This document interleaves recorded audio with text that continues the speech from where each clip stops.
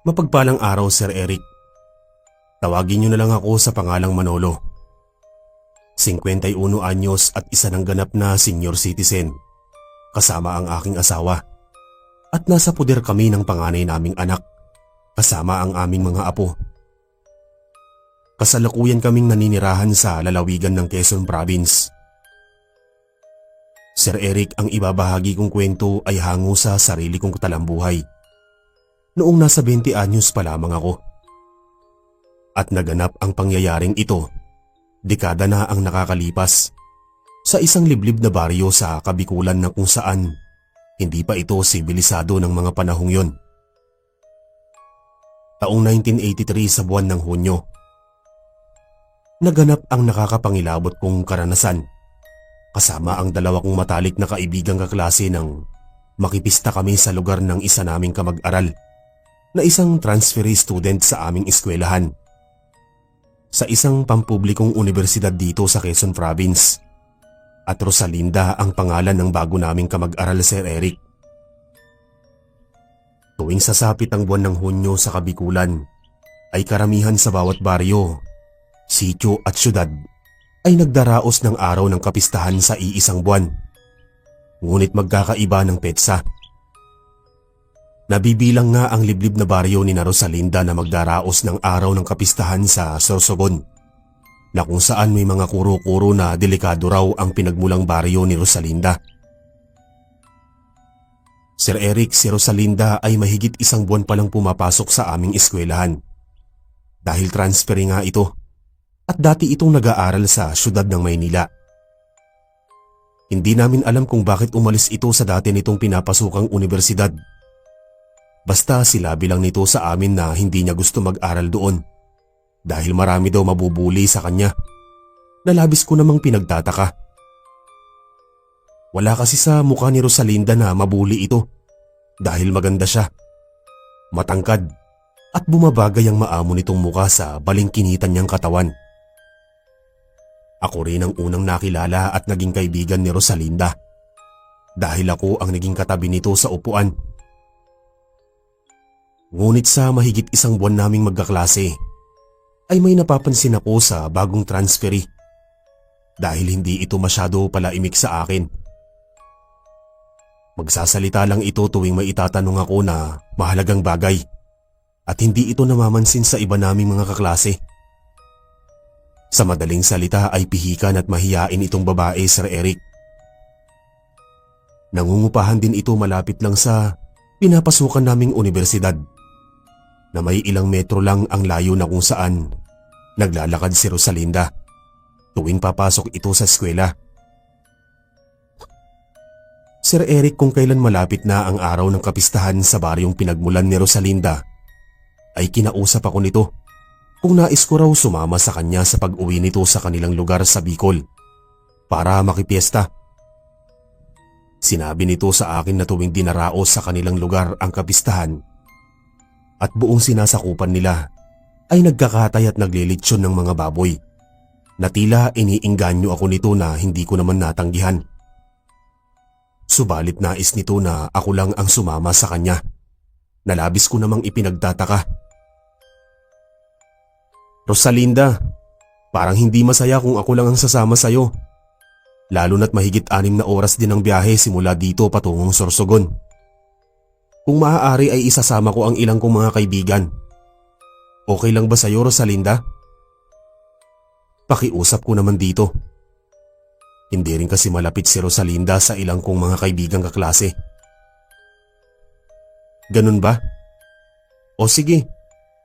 Basta Manolo, mga 2 o 3 lang ang isasama mo, ha? Alam mo naman na ikaw lang ang palaging nakakausap ko sa ating eskwelahan dahil mahiyain akong babae. Turan naman nito sa akin habang marahan kaming naglalakad palabas ng gusali ng aming paaralan dahil uwian na namin sa klase. Sir Eric, Biyernes ng gabi ang nakatalagang araw ng aming biyahe patungong Sorsogon dahil Linggo magaganap ang araw ng kapistahan sa baryo ni Rosalinda. Hinahapunan pa lang ng Huwebes ay kinausap ko na ang 2 kong matalik na kaibigan na halos magkakapatid na ang turingan naming 3. dahil simula pa lang ng aming pagkabata ay magkakaibigan na kami. Hanggang sa tumungtong kami ng elementarya at tumibay ang aming samahan na magsimula na kaming mag-aral sa sekundarya at kolehiyo. Pumayag naman ang dalawa kong kaibigang kaklase na sumama sa akin para makibista sa isang liblib na baryo sa Sorsogon. Ngunit sinabi nila sa akin na nahihiwagaan sila sa pagkatao ni Rosalinda dahil napaka-weirdo nitong kumilos. Buti na lang daw at maganda si Rosalinda, kundi mapagkakamalan itong bruha o mangkukulam dahil sa kakaibang kinikilos nito. Sir Eric, nabanggit yun ng dalawa kong matalik na kaibigan. Dahil tuwing kinakausap ko si Rosalinda ay hindi ito makatingin ng diretso sa akin at palaging binabaling ang paningin sa ibang direksyon. Hindi rin nakikisalamuhang kumain si Rosalinda sa iba naming mga kaklase tuwing oras ng lunch break at palaging mag-isang kumakain. Napapansin ko rin na palaging karning baboy ang ulam nito tuwing may pagkakataon na nagkakasabay kami nitong kumain. Ngunit may distansya ang pagitan naming dalawa habang kumakain kami ng aming pananghalian sa silid-aralan. Nang dumating ang araw ng Biyernes na kung saan wala na kaming pasok sa kinahapunan sa klase, ay nagmamadali akong umuwi sa aming tahanan para ayusin ang ilan kong mga gamit na dadalhin patungo namin sa baryo ni Rosalinda, tulad ng ilang pirasong pamalit na damit at personal kong mga gamit na hygiene kit. Pati ang dalawa kong matalik na kaibigan na sina Abner at Tomas ay nag-impake na rin ng kani-kanilang mga personal na gamit. Habang sinasalansang ko ang ilang pirasong damit sa aking bag at ilang personal na hygiene kit, ay masinsina naman akong kinausap ng aking mga magulang na wag na raw akong sumama sa bago naming kaklase upang makipista dahil natakot sila nang sabihin ko sa kanila ang lugar ni Rosalinda dahil napakadelikado raw ng baryong yon. Ayon na rin sa kanilang nalalaman, Sir Eric. Manolo, anak, sigurado ka bang makikipesta ka sa baryo ng iyong kaklase? Matagal mo na ba itong kakilala? Delikado kasing makipista sa malalayong lugar, lalo na't sa mga liblib at tagong baryo.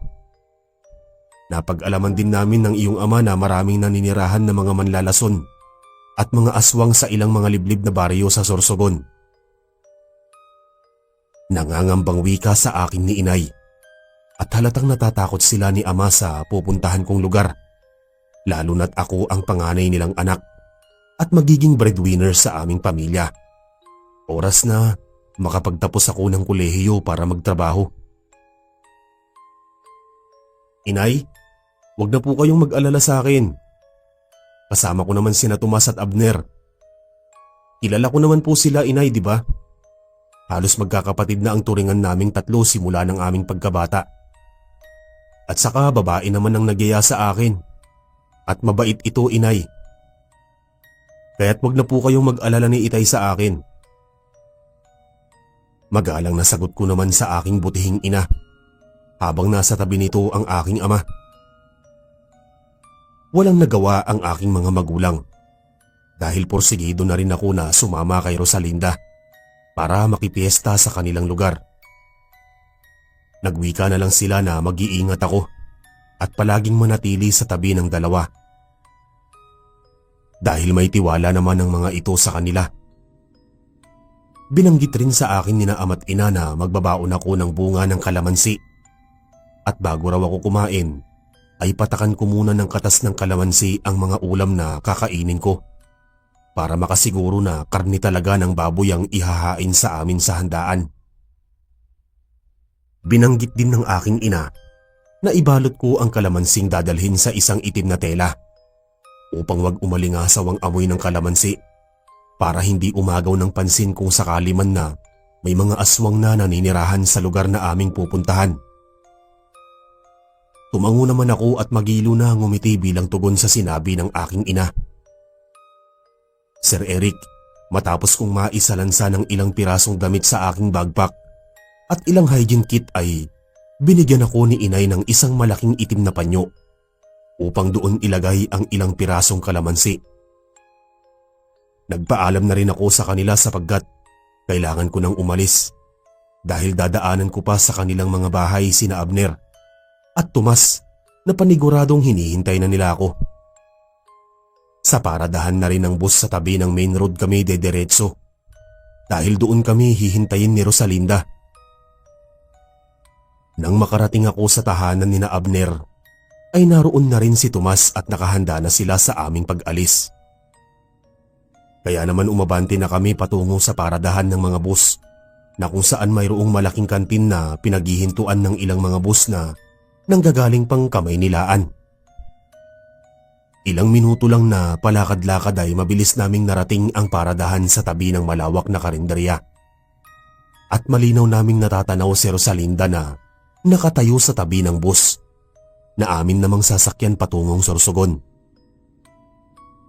Halos nakasuot ng mahabang itim na bestida si Rosalinda at may suot itong itim na malong habang nasa tabi nito ang may kalakihang parihabang bag at nakasabit naman sa kanyang balikat ang pulang shoulder bag.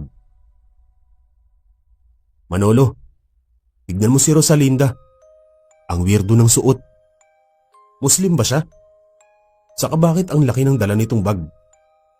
Hinakot na ba ni Rosalinda ang lahat niyang gamit? Mga tanong sa akin ni Abner dahil nahihiwagaan talaga ito sa bago naming kaklase. Sir Eric, hindi ko na lang sinagot ang mga katanungan sa akin ni Abner dahil malapit na kami sa kinatatayuan ng bago naming kaklase na transferi habang si Tomas naman ay marahang binatukan si Abner at ngumiti ng nakakaloko. At nang tuluyan kaming makalapit kay Rosalinda ay ako lang ang kinausap nito at tinignan lang nito ng pahapyaw sina Tomas at Abner. Sinabi ni Rosalinda na sumakay na kami ng bus dahil nasabihan na nito ng driver. Nagmagandang loob naman si Tomas na buhati ng may kalakihang bag ni Rosalinda. Sa totoo lang, Sir Eric, tipo ni Tomas si Rosalinda dahil mayumi nga ito at malakas ang karisma. Ngunit hindi naman si Tomas pinapansin ng dalaga at mailap ito sa kanya, pati na rin ang iba sa naming kaklase.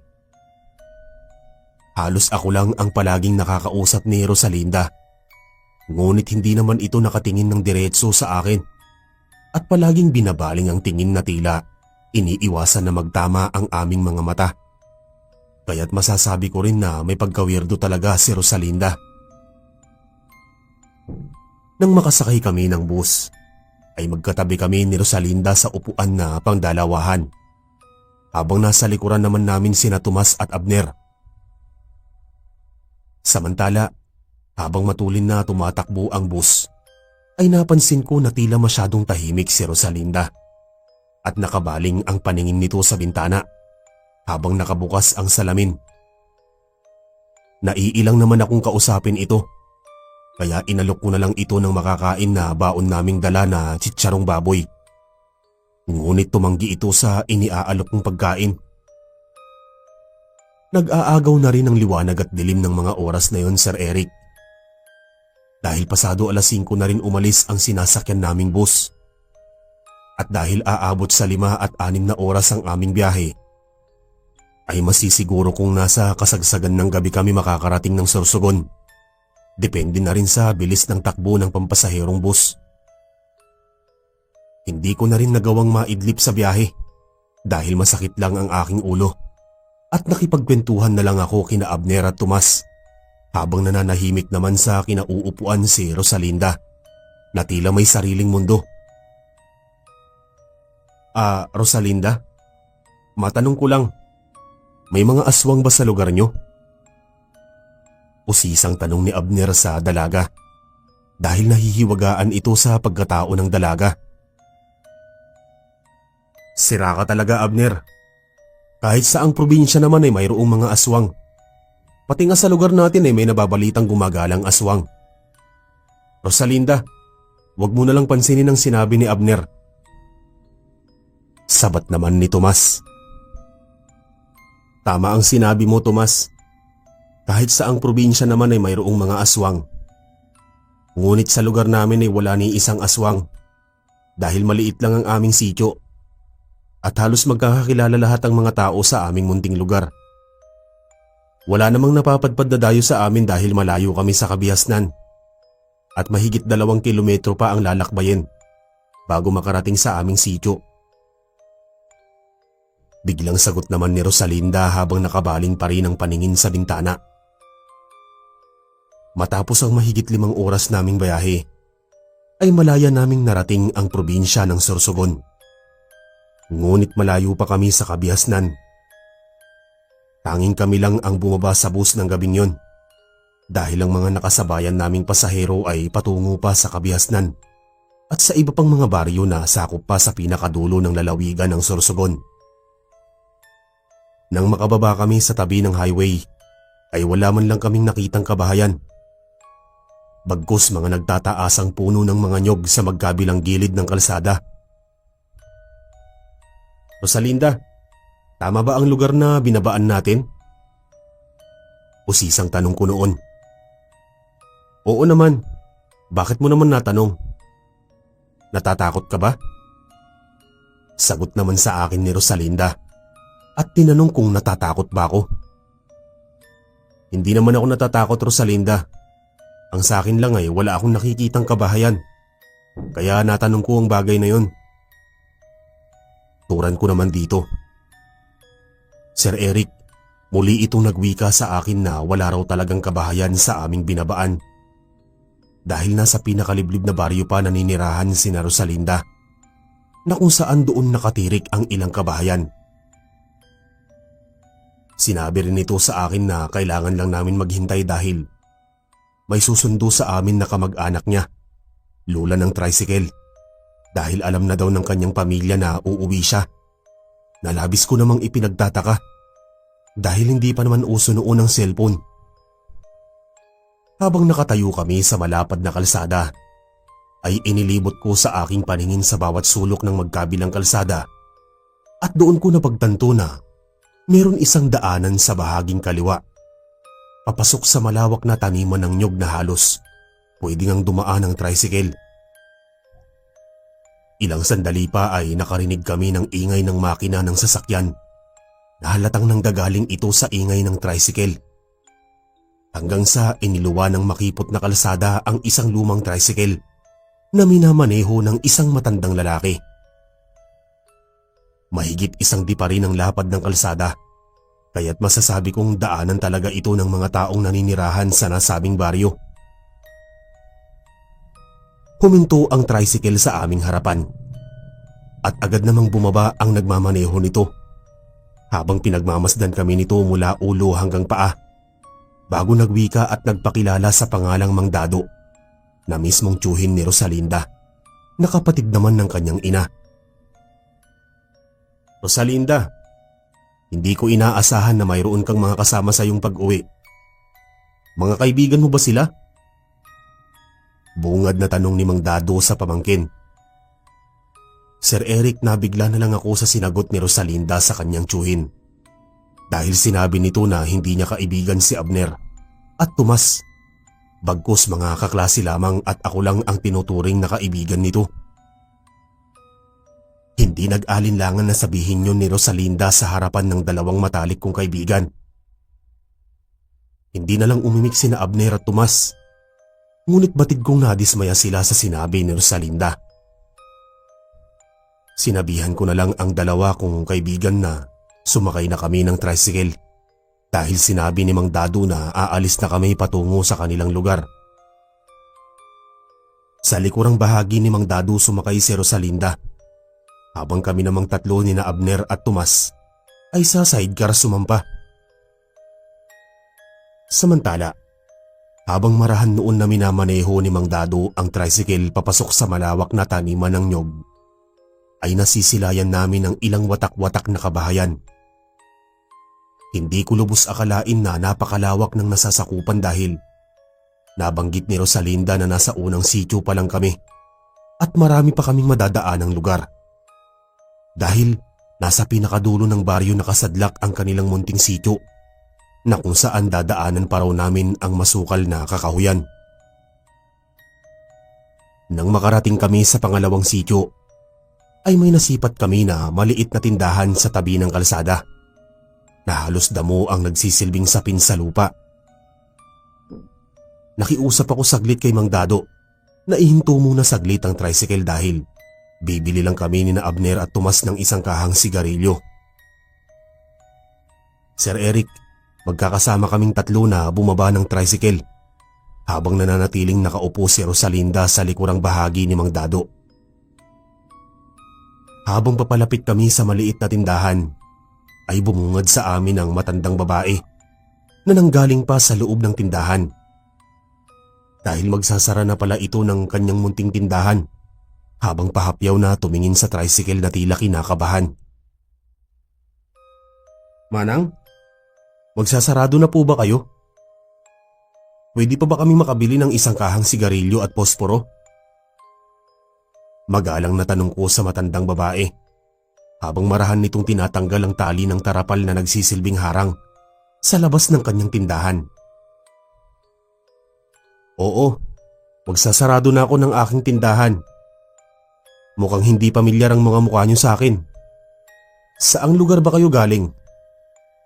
Sagot naman ng matandang babae sa akin at tinanong kung taga saan kami. Sinabi ko naman sa matanda na galing pa kaming Quezon Province at pumunta kami dito sa kanilang lugar para makipiesta. Matapos ko yun sabihin, Sir Eric, ay nagmamadali itong pumasok sa loob ng kanyang tindahan para kunin ang binili namin sa kanya. Ngunit bago ibigay ng matandang babae ang isang kahang sigarilyo at posporo sa amin, ay mabilis nitong kinuha ang lapis at may isinulat sa isang papel. Mabilis na itinupi ng matandang babae ang sinulatan nitong papel at palihim na ibinigay sa akin kasama ang isang kahang sigarilyo at posporo. Hindi ko alam, Sir Eric, kung ano ang nilalaman ng nakatuping papel. Batid kong mahalaga ang sinulat nito. Magalang naman kaming nagpaalam sa matandang babae matapos namin bumili at dagli na sumakay muli ng tricycle. Muling pinatakbo ni Mang Dado ang tricycle habang pasulyap-sulyap ito sa amin. Gayon din si Rosalinda. Habang tumatakbo ang sinasakyan namin, ay nagsindi na rin kami ng sigarilyo at inalok naman namin si Mang Dado na hindi naman ito tinanggihan. Habang ang nakatuping papel ay itinago ko sa aking bulsa. Sir Eric, halos 4 na sityo ang aming dinaanan na halos magkakalayo ang bawat kabahayan bago namin marating ang panibagong patirik na daan na kung saan masasabi kong napakaliblib talaga nito. Malubak din ang kalsada na halos paalog-alog ang sinasakyan naming tricycle ng mga panahong yon. Rosalinda, malayo pa ba tayo sa inyo? Maiksing tanong ko sa dalaga. Manolo, malapit na tayo sa aming sityo. Konting tiis na lang. Ani naman nito sa akin at malapad nang ngumiti. Sabay baling ng tingin sa mukha ni Mang Dado dahil napalingon ito sa kanyang pamangkin. Nang makaahon kami sa matarik na daan ay bumungad sa amin ang isang malaking talon. Malapit sa tabi ng kalsadang lupa na may 1 metro lang ang layo. Sinabi rin ni Mang Dado na hindi lang iisang talon ang aming makikita dahil napapalibutan ng kagubatan ng maraming talon na kung saan umaagos ang mainit na tubig dahil malapit lang ang Bulkan Mayon sa pinakadulo ng kagubatan. Bukod sa Bulkang Mayon ay marami pa raw maliliit na bulkan na nakapalibot sa lugar na malapit sa talon na labis naming ikinamangha. Lumipas ang kalahating minuto ay nakahinga na rin kami ng maluwag sa mahabang biyahe dahil narating na namin ang munting sityo sa pinakaliblib na baryo ni na Rosalinda. Masasabi ko na maliit lang talaga ang lugar dahil kakaunti lang ang nakatirik na kubo ngunit magkakahiwalay ang mga ito. Tanging malaking sulo ang nagsisilbing liwanag sa buong paligid ng kanilang sityo at gasera naman sa bawat kubo. Sir Eric, nagtataka naman kami kung bakit pagkarating pa lang namin sa bungad ng kanilang sityo ay halos nag-aabang na sa bukana ang buong kababaryo ni Rosalinda, na halatang hinihintay at inaabangan ang aming pagdating, na tila batid nila na may kasama si Rosalinda sa kanyang pag-uwi sa nalalapit na araw ng kanilang kapistahan. Agad na lumapit sa amin ang mga kababaryo ni Rosalinda at marahan na hinihipo at hinahaplos ang aming mga balat at braso. Dahil sa senaryong yon ay nakaramdam ako ng kilabot dahil sa kakaibang kinikilos ng mga taga-baryo. Pinakilala kaming tatlo ni Rosalinda sa bawat tao at pamilyang sumalubong sa amin, Sir Eric. Manolo, Abner at Tomas, huwag kayong matakot sa kanila dahil ganyan talaga sila umasta ng bisita tuwing may nagagawing dayo sa aming lugar. Sambit sa amin ni Rosalinda habang patuloy na hinaplos ng kababaihan ng aming mga braso at katawan, habang ang kalalakihan na may malapad na nakangiti, habang mariin kaming pinagmamasdan na tila makahulugan sa aming paningin. Napatigil na lang ang paghipo sa amin ng kababaihan nang biglang sumulpot ang mga magulang ni Rosalinda at ang ama naman ng dalaga ang tumatayong kapitan del barrio. Sinabihan ng kapitan ng kanyang sinasakupan na bumalik na sa kani-kanilang mga tahanan dahil malalim na ang gabi, na agad naman silang sumunod sa sinabi ng kapitan. Nang muli kaming ipakilala ni Rosalinda sa kanyang mga magulang, ay niyaya na kami nito sa kanilang tahanan upang kumain dahil alam nila na napagod at nagutom kami sa aming biyahe. Kasama rin namin si Mang Dado na pumasok sa tahanan ni Rosalinda dahil ito ang nagbitbit ng bag ng kanyang pamangkin. Masasabi ko na mas nakakaangat sa buhay ang mga magulang ni Rosalinda dahil may kalakihan ng kanilang bahay kahit na gawa lamang ang mga ito sa kahoy. Kuya Dado, sabihan mo ang mga matadero na magsimula na silang magpakulo ng tubig dahil kakatayin na natin mamayang madaling araw ang isang malaking baboy. Dahil nakakahiya naman sa mga kaklase ni Rosalinda na wala tayong maihahain sa kanila na masasarap na putahe kinabukasan, lalo na't araw na ng bisperas ng kapistahan. Sambit na pautos ng ina ni Rosalinda sa kanyang kapatid na si Mang Dado. Ate Lucia, isa lang ba ang kakatayin natin? Yung dalawang natitirang baboy, kailan kakatayin? Usisang tanong naman ni Mang Dado na sa ina ni Rosalinda na umagaw ng atensyon sa amin na tila makahulugan ng ibig nilang sabihin. Dado, ang dalawang natitirang baboy ay kakatayin natin bukas ng hating gabi para sa pagsalubong sa araw ng kapistahan. Sabat naman ng kapitan kay Mang Dado at tumango naman ito bilang tugon bago tuluyang lumabas sa bahay ng mga magulang ni Rosalinda. Sir Eric, nagkatinginan kami noon ni na Abner at Tomas dahil sa mga sinabi ng magulang at tiyuhin ni Rosalinda. Sumagi kasi bigla sa isip ko na parang kami ang tinutukoy nilang baboy dahil tumutugma ang aming bilang at naisasalarawan din ang unang malaking baboy na kakatayin sa katauhan ni Tomas dahil mataba ang pangangatawan nito. Hanggang dumating sa punto na niyaya na kami ni Rosalinda kumain sa kasagsagan ng hating gabi. Tila nawalan ako ng ganang kumain dahil sa pagiging malikot ng aking imahinasyon kahit na nakakaramdam ako ng gutom.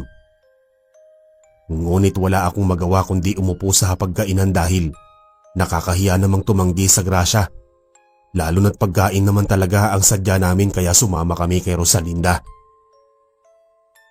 Nang makaupo kami sa kwadradong lamesa, ay inasikaso kami ng ina ni Rosalinda, habang si kapitan naman ay lumabas ng kanilang tahanan.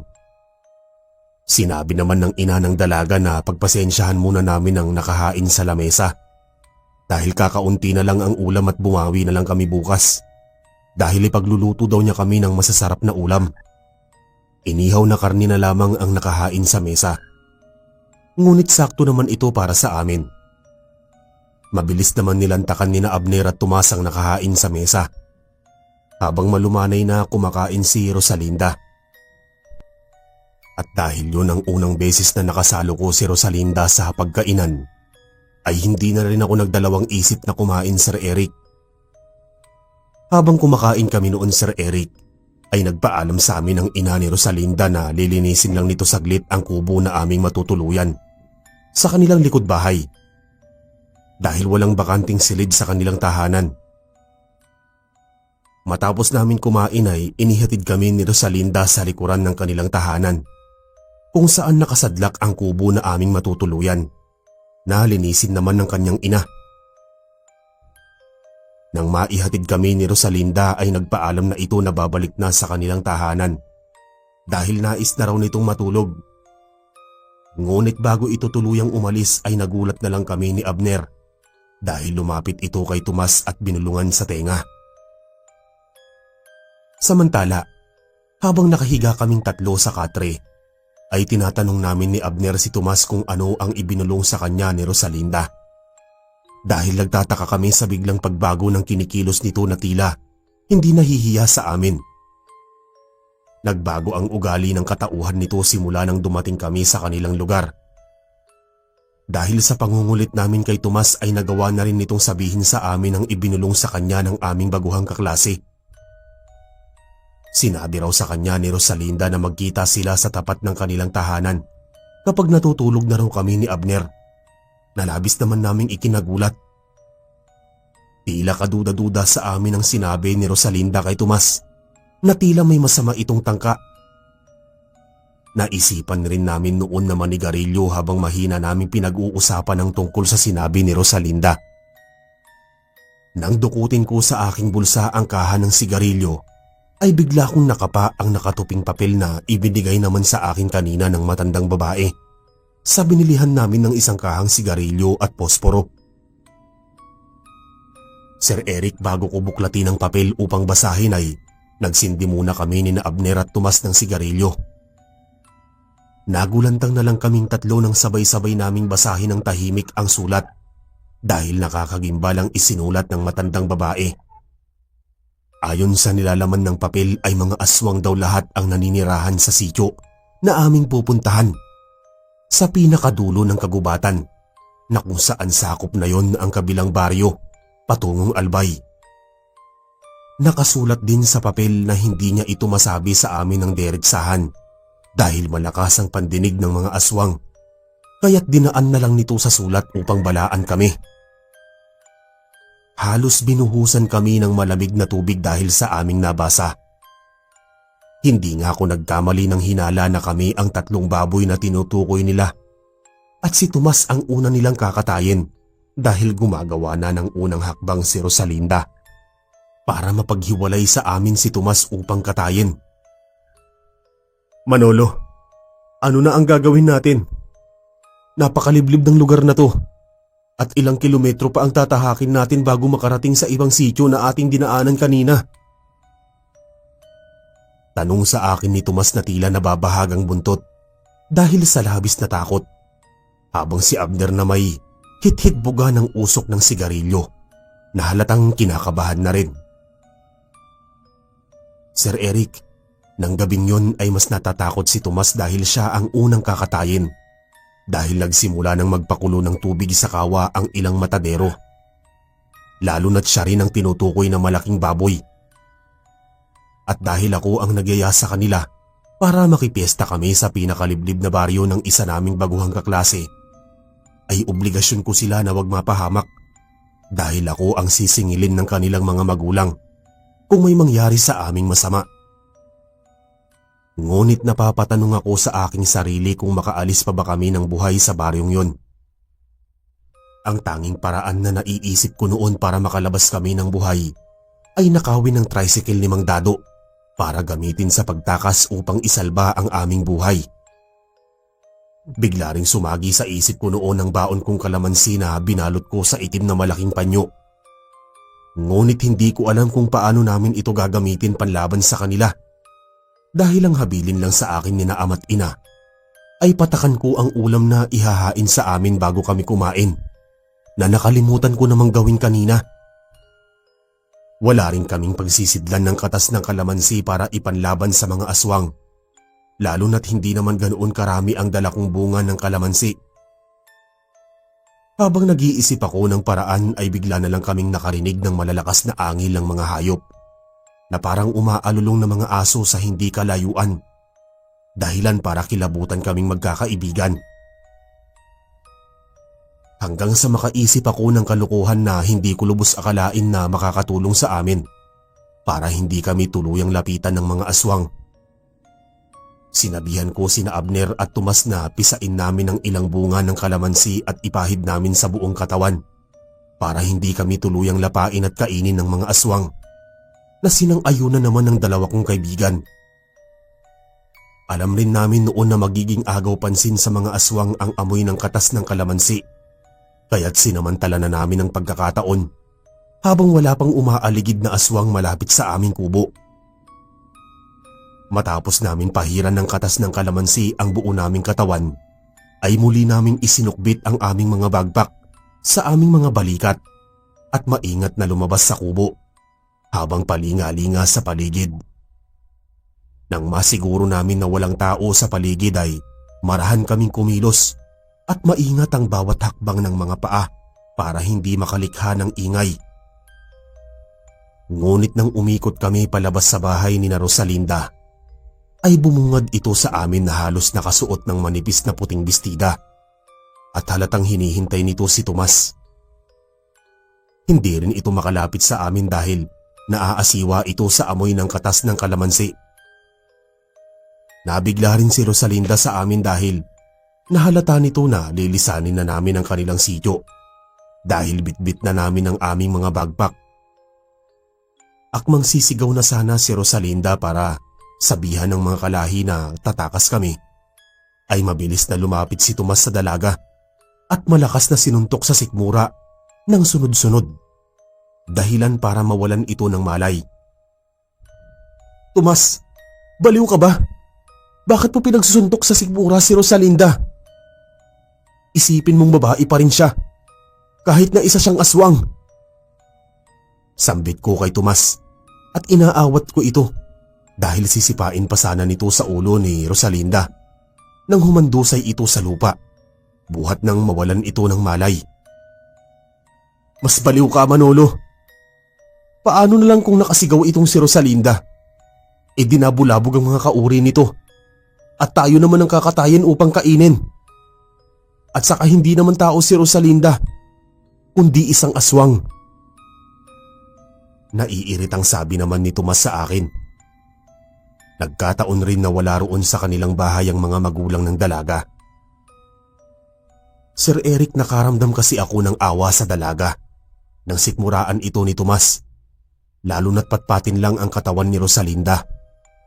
At dahil wala ang mga magulang ni Rosalinda sa kanilang tahanan, ay naisip namin na pumasok sa kanilang bahay upang maghanap ng patalim na pwede naming gawing sandata. Binuhat ko naman si Rosalinda at pinasok sa loob ng kanilang tahanan. Binusalan ko ang bibig nito at tinalian ng kamay para hindi makalikha ng ingay pag nagkaroon ulit ito ng malay.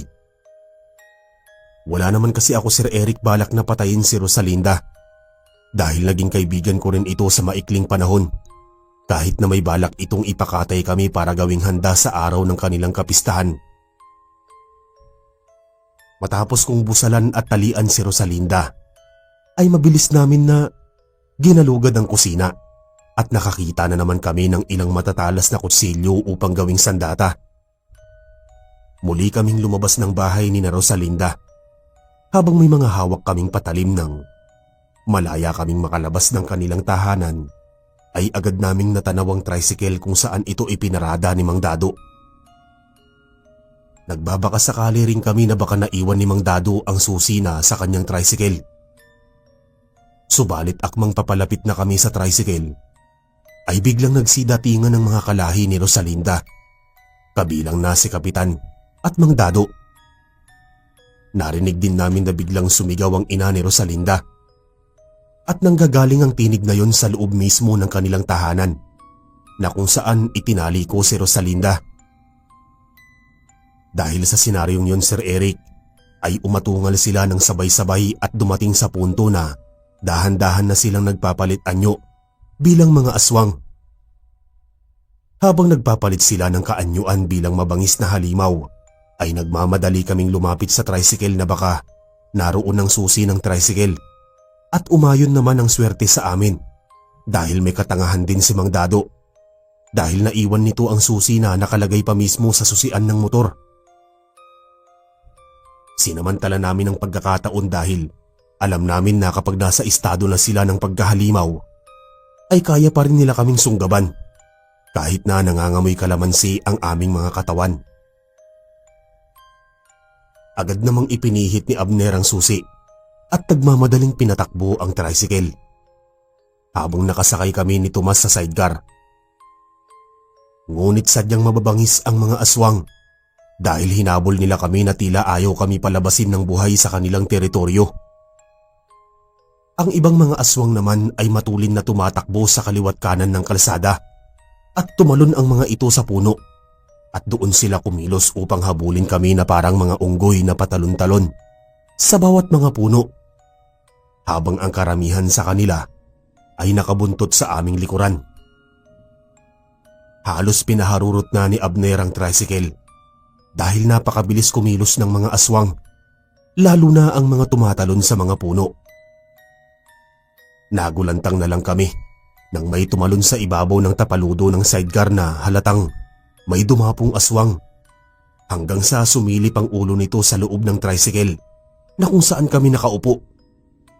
Nagbabaga ang mga mata nito habang matutulis ang mga kuko at mahigpit na nakahawak sa dulo ng bubungan ng tricycle. Akmang kakalmutin na sana ako nito ay malakas kong itinarak ang patalim sa kanyang braso, dahilan para pumulandit ang sariwang dugo sa natamong sugat nito. At dahil nananatili pa ring nakadapo ang isang aswang sa ibabaw ng bubungan ng sidecar, ay biglang nagpreno si Abner, dahilan para tumilapo ng aswang sa harapan ng aming daraanan. Muling pinatakbo ni Abner ang tricycle at walang habas na sinagasaan ng aswang, dahilan para muli itong tumilapon at nabalian ng binti habang patuloy pa rin kaming hinahabol ng mga aswang. Buti na lang at magaling magmaneho si Abner dahil mayroon din silang sariling tricycle na pinapasada naman ng kanyang ama. Tila ayaw pa rin kami lubayan ng mga angkan ng mga aswang dahil patuloy pa rin kami nilang hinahabol kahit na malayo na kami sa kanilang sityo na ayaw talaga kaming pakawalan.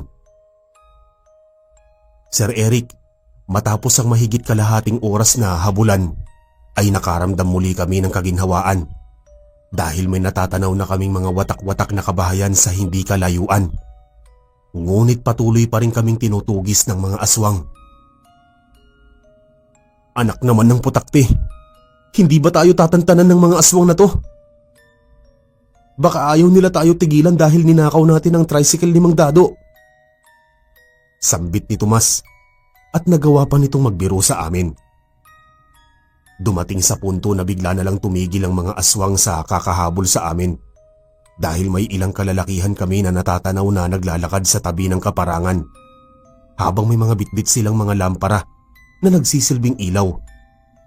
Mga sundang na nakasukbit sa kanilang mga bewang at ilang mga sisidlan ng naglalaman ng mga huli nilang mga isda na may 1 metro lang ang layo sa kalsadang lupa. Kahit na hindi na kami hinahabol ng mga aswang, ay nanatili silang nakatayo sa tabi ng mga puno sa magkabilang gilid ng kalsada na kung saan nakamasid pa rin sila sa amin dahil lumiliwanag ang mapupula nilang mga mata sa madilim na paligid.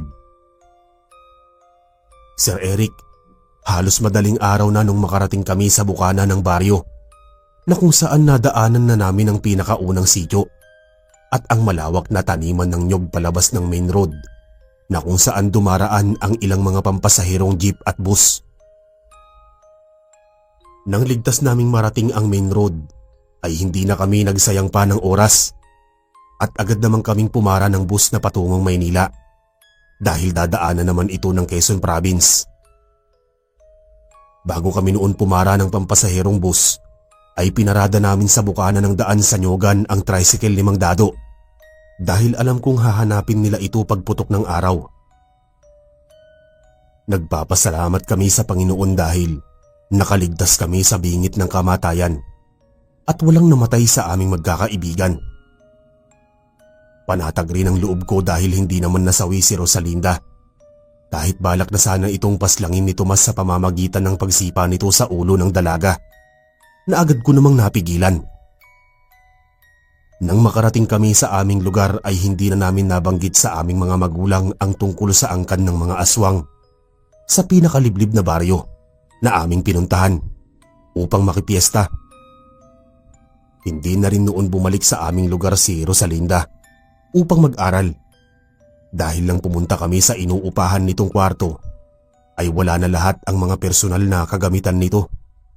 Nahalatang wala na talaga itong balak pumasok sa aming eskwelahan. Buhat nang yayain ako nitong sumama sa kanilang baryo para makipista. Sir Eric, naging aral din sa akin ang pangyayaring yon, na wag basta-basta magtitiwala sa bagong mga kakilala. Kahit na babae pa ito at nagtataglay ng kakaibang ganda at karisma. Dahil minsan ang panlabas na kaanyuan ay ginagamit na panghikayat para linlangin at biktimahin ang mga tao. Hanggang dito na lamang po ang aking kwento. Nahango sa naging karanasan namin ng matatalik kong kaibigan na sina Abner at Tomas. Sana magbigay aral din ito at leksyon sa ibang mga tao na nakarinig ng aking istorya. Lubos na gumagalang at ang masugid ninyong taga-subaybay